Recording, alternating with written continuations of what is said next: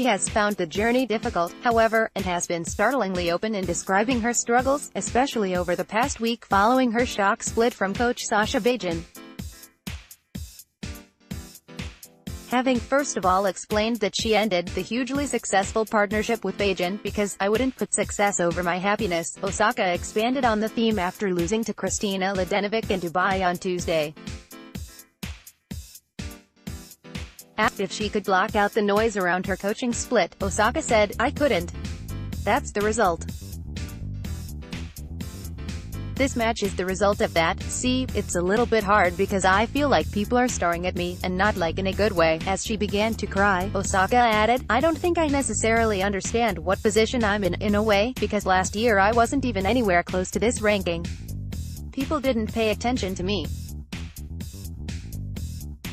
That's something that I'm comfortable with." Such honesty tends to be the rule rather than exception for Osaka, whose unfiltered thoughtfulness have been a welcome contrast to the normal sporting landscape of platitudes and cliché. Just a couple of days after defeating Serena Williams in that frazzling US Open final in September, Osaka said of the mental health challenges facing elite athletes, "You can easily get depressed. You think your whole world is over." The last April, having won her biggest title to date at Indian Wells, Osaka revealed, "Yesterday I woke up and I was really depressed, but I don't know why.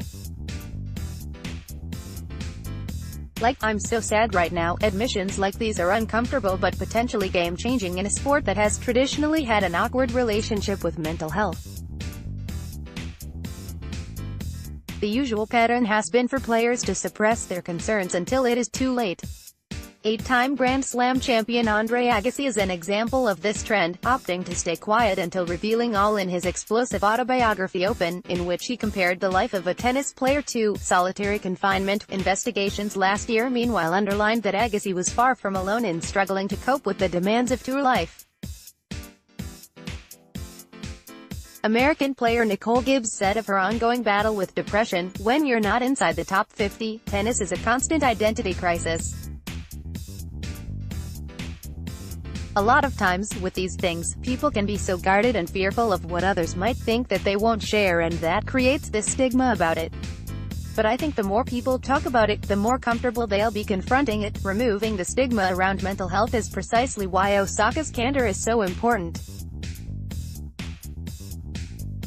Seeing a player of her standing speak in these terms will help normalize the discussion. It may also reframe the view of players such as Nick Kyrgios, whose difficulties have tended to be viewed primarily as a result of indolence rather than something more deep-rooted.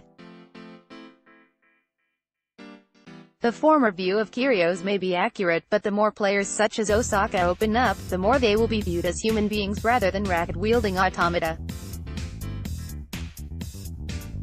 When asked last year what tips Osaka would give to young athletes, she said, "The only advice is don't look up to me. The reality is that they could do far, far worse."